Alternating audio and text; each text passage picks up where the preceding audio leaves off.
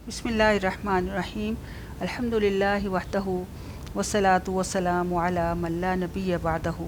जैसा कि हमने इससे पहले भी पढ़ा कि नबी सल्लल्लाहु अलैहि वसल्लम के साथ मोहब्बत करना और सच्ची मोहब्बत करना हमारे ईमान का हिस्सा है। और इस सिलसिले में ईमान मोहब्बत का दावे का इजहार इस चीज़ से भी होता है कि हम ये देखें कि हम नबी सल्लल्लाहु अलैहि वसल्लम की सोहबत और आपके दीदार के कितना शौक़ रखते हैं।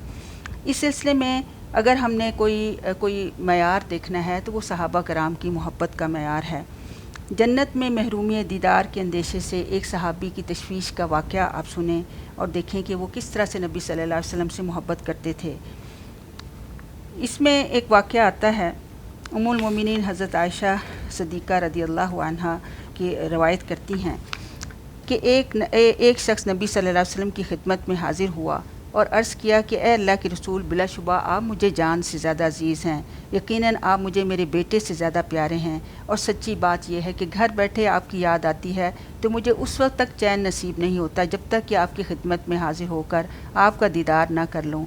और जब मैं अपनी और आपकी मौत का तसव्वुर करता हूँ तो समझता हूँ कि आप तो जन्नत में दाखिल होने के बाद अम्बिया अलैहिमुस्सलाम के साथ बुलंद मकाम पर होंगे, और अगर मैं जन्नत में दाखिल भी हो गया तो मुझे ये अंदेशा है कि मैं आपका दीदार ना कर पाऊँगा। जिब्रील अलैहिस्सलाम इस बाद नबी सल्लल्लाहु अलैहि वसल्लम ने उसकी किसी बात का जवाब नहीं दिया और आप खामोश रहे, क्योंकि आप अपनी तरफ से कोई भी बात नहीं कहते थे जब तक कि वही ना आए। यहाँ तक कि हज़रत जिब्रील अलैहिस्सलाम ये वही लेकर आए कि वमन युतिइल्लाह व रसूला फ़उलाइका मअल्लज़ीना अनअमल्लाहु अलैहिम मिनन नबिय्यीन वस्सिद्दीक़ीन वश्शुहदाई वस्सालिहीन। ये सूरह निसा की आयत नंबर 69 है कि जो कोई अल्लाह ताला और रसूल की फरमाबरदारी करें बस वो उन लोगों के साथ जन्नत में होंगे जिन पर अल्लाह ताला ने इनाम किया, पैगम्बरों से, सिद्दीक़ों से और शहीदों और सालिहीन से। तो वो सहाबी फिर बहुत खुश हुए और उन्हें कहा कि अल्लाह के रसूल, मैं आपसे मोहब्बत करता हूँ। और उन्हें ये उम्मीद हो गई कि मैं भी इंशाअल्लाह नबी सल्लल्लाहु अलैहि वसल्लम का दीदार जन्नत में कर सकूँगा। तो बात समझने वाली ये है कि अब तो नबी सल्लल्लाहु अलैहि वसल्लम हमारे दरमियान मौजूद नहीं हैं, तो हम उनकी सोहबत हासिल करने का शर्फ़ कैसे हासिल कर सकते हैं। तो उसका एक ही ज़रिया है कि हम आप सल्लल्लाहु अलैहि वसल्लम की सुन्नत की पैरवी करें, आप सल्लल्लाहु अलैहि वसल्लम के उसवे मुबारक की रोशनी में अपनी ज़िंदगी का लाहे अमल और अपनी ज़िंदगी के रास्ते को संवारने की कोशिश करें। अब चूँकि रमज़ान है और रमज़ान में हम पढ़ रहे हैं कि नबी सल्लल्लाहु अलैहि वसल्लम इस इबादत को किस तरह से किया करते थे और किस चीज़ की तलकीन की गई थी। आइए देखते हैं कि ये रमज़ान जो शहरुत तक़वा है, तक़वा का महीना है, इसमें नबी सल्लल्लाहु अलैहि वसल्लम ने हमें क्या हिदायत दी हैं। आपको पता है कि रोज़े का असल मकसद तक़वा का हुसूल है। अल्लाह ताला सूरह बकरा की आयत नंबर 183 में फरमाते हैं, या अय्युहल्लज़ीना आमनू कुतिबा अलैकुमुस्सियामु कमा कुतिबा अलल्लज़ीना मिन क़ब्लिकुम लअल्लकुम तत्तक़ून। ए ईमान वालो, तुम पर रोज़े फ़र्ज़ किए गए हैं जिस तरह तुमसे पहले लोगों पर फ़र्ज़ किए गए थे, ताकि तुम मुत्तकी बन जाओ। तो तक़वा के मानी तो बचना के हैं। रोज़े की हालत में सिर्फ़ खाने पीने से परहेज़ करना काफ़ी नहीं, बल्कि हर किस्म के गुनाहों से बचना भी ज़रूरी है। रोज़े की हालत में अगर हम हलाल खाने पीने से परहेज़ करते हैं तो हराम और ममनू काम, यहाँ तक कि बुरे ख़यालात, मनफी सोचें, बदगुमानी, झूठ, ग़ीबत, चुगली, लड़ाई झगड़ा करना से भी परहेज़ करना लाजिम है। याद रखें कि तक़वा दिल का मामला है और दिल के बारे में अल्लाह के अलावा कोई नहीं जानता।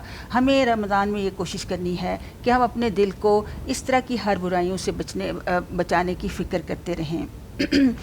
हज़रत अबू हुरैरा रदियल्लाहु अन्हु से रवायत है कि नबी सल्लल्लाहु अलैहि वसल्लम ने फरमाया कि रोज़ा सिर्फ़ खाने पीने छोड़ने का नाम नहीं, बल्कि रोज़ा तो हर बेफ़ायदा बेहुदा काम और रफ़स यानी जिनसी ख्वाहिशात पर मबनी हरकत और कलाम से बचने का नाम है। लिहाजा अगर कोई तुम्हें दौराने रोज़ा गाली दे या जहालत की बातें कह करे तो उसे कह दो कि मैं रोज़ादार हूँ। यानी किसी की गलत बात के जवाब में कभी भी उसको गलत जवाब नहीं देना, ताकि हमारे रोज़े की हिफाजत हो सके। फिर नबी सल्लल्लाहु अलैहि वसल्लम ने फरमाया, ये भी सुनन इब्ने माजा की रवायत है कि बाज़ रोज़ेदारों को रोज़े से भूख के सिवा कुछ हासिल नहीं होता और बाज़ क़याम करने वालों को बेदारी के सिवा कुछ भी हासिल नहीं होता कि उनके रोज़े सही नहीं होते। اسی طرح حضرت ابو ہریرہ سے روایت ہے کہ رسول اللہ صلی اللہ علیہ وسلم نے فرمایا کہ جس نے جھوٹ، بیہودہ اعمال اور بیہودہ باتوں کو نہ چھوڑا تو اللہ تعالیٰ کو کوئی ضرورت نہیں کہ وہ شخص کھانا پینا چھوڑ دے۔ یہ صحیح بخاری کی حدیث نمبر 657 ہے۔ اسی طرح ایک اور جگہ حضرت انس رضی اللہ عنہ سے مروی ہے کہ نبی صلی اللہ علیہ وسلم نے فرمایا کہ جس نے روزہ رکھنے کے باوجود بھی بد زبانی اور جھوٹ نہ چھوڑا تو اللہ تعالیٰ کو اس کو کھانا پینا چھوڑ دینے کی کوئی ضرورت نہیں ہے۔ تو اس لیے اس میں ہمارے کرنے کے کام یہی ہیں۔ اگر ہم چاہتے ہیں کہ پیارے نبی صلی اللہ علیہ وسلم کا ساتھ ہمیں بھی جنت میں نصیب ہو تو ہم روزے جیسی اہم عبادت میں نبی صلی اللہ علیہ وسلم کی اسوہ کو پوری طرح سے عمل میں لانے کی کوشش کریں۔ روزہ رکھ کر بھوک کے تجربے سے تقویٰ جیسی صفات اور صبر جیسی صفات ہمیں اپنانی چاہیے۔ روزہ صرف کھانے پینے کا ہی نہ ہو بلکہ آنکھ، کان، دل، زبان اور ہاتھ سب کا ہی روزہ رکھیں۔ اپنا زیادہ سے زیادہ وقت ہم مفید کاموں میں لگائیں اور لغو یعنی بے فائدہ باتوں سے ہر ممکنہ حد تک پرہیز کریں، اور ہر دن ہم یہ جائزہ لیتے رہیں کہ ہمارا آنے والا دن پہلے دن سے زیادہ بہتر ہو۔ لوگوں کے ساتھ معاملات میں اللہ کی محبت اور اللہ کے خوف کو ہمیشہ مد نظر رکھیں۔ اور پھر تقویٰ کے حصول کے لیے ہمارے پیارے نبی صلی اللہ علیہ وسلم نے ہمیں ایک بڑی خوبصورت دعا سکھائی ہے۔ صحیح مسلم کی حدیث نمبر 6906 میں ہے کہ نبی صلی اللہ علیہ وسلم فرماتے ہیں اللہم انی اسألک الہدی والتقی والعفاف والغنی، کہ اے اللہ بے شک میں تجھ سے ہدایت، تقوی، پاک دامنی اور بے نیازی کا سوال کرتا ہوں۔ پھر تقویٰ کے حصول کے لیے ان دعاؤں کے ساتھ ساتھ نبی صلی اللہ علیہ وسلم کے ایک اور قول کو یاد رکھنا بہت زیادہ ضروری ہے کہ ایک دفعہ اپنے صحابہ کرام کو تقویٰ کی اہمیت کے حوالے سے بتاتے ہوئے کہا کہ سن لو کہ جسم میں ایک لوتھڑا ہے، الا ان فی الجسد مضغۃ اذا صلح صلح الجسد کلہ واذا فسد فسد الجسد کلہ الا وہی القلب۔ آپ صلی اللہ علیہ وسلم فرمایا کہ دیکھو جسم میں ایک لوتھڑا ہے، اگر وہ صحیح رہے تو پورا جسم صحیح رہتا ہے، اگر اس میں تھوڑا سا بھی فساد یا بگاڑ آ جائے تو پورے جسم میں بگاڑ آ جاتا ہے۔ اور سن لو کہ وہ دل ہے، یعنی دل اصل میں ہدایت کا منبع بھی ہے۔ تو اس لیے تقویٰ کے لیے بہت ضروری ہے کہ ہم اپنے دل کو چیک کرتے رہیں۔ نبی صلی اللہ علیہ وسلم کی ایک حدیث ہے کہ جب ایک انسان کوئی گناہ کرتا ہے تو اس کے دل کے اوپر ایک سیاہ نقطہ آ جاتا ہے، اور اگر وہ استغفار کرتا ہے تو وہ نقطہ دور ہو جاتا ہے، لیکن اگر وہ مسلسل گناہ پہ اصرار کرتا رہتا ہے تو اس کا دل سیاہ ہو جاتا ہے۔ اور پھر یہ وہ دل ہے کہ جس کے بارے میں پھر اللہ تعالیٰ قرآن میں بھی کہتے ہیں کہ ان کے دلوں پہ ٹھپے لگ جاتے ہیں، وہ ہدایت حاصل کرنے کی پھر ان کو توفیق حاصل نہیں ہوتی۔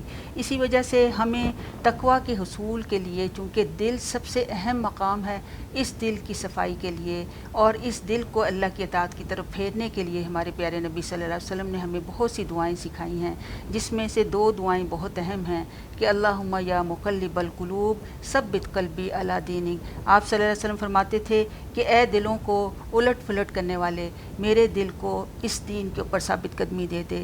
یا مصرف القلوب صرف قلبی الی طاعتک، اے دلوں کو پھیرنے والے، میرے دل کو تو اپنی اطاعت کی طرف پھیر لے، کیونکہ دل میں اگر کوئی بات آتی ہے تو وہ عمل بھی پھر اسی کے مطابق ہوتا ہے۔ اس لیے ان دلوں کو بدلنے کی ضرورت ہے، اور روزے میں اللہ تعالیٰ ہمیں یہ بہت ہی اہم موقع دے رہا ہے کہ ہم اس تقویٰ کا بھوک پیاس سے جس طرح بچ سکتے ہیں، اسی طرح دلوں کو برا کرنے والی ہر چیز سے بچا جا سکتا ہے۔ اپنے دلوں کو اللہ کی اطاعت کی طرف پھیرنا یہ صرف اور صرف اللہ رب العالمین کے ہاتھ میں ہے۔ بندہ اس کے لیے جتنی کوشش کرے گا، اس کے لیے جتنی دعائیں کرے گا، اللہ تعالیٰ ضرور ہی اس کے دل کو تقویٰ کی طرف مائل کریں گے۔ وما علینا الا البلاغ المبین۔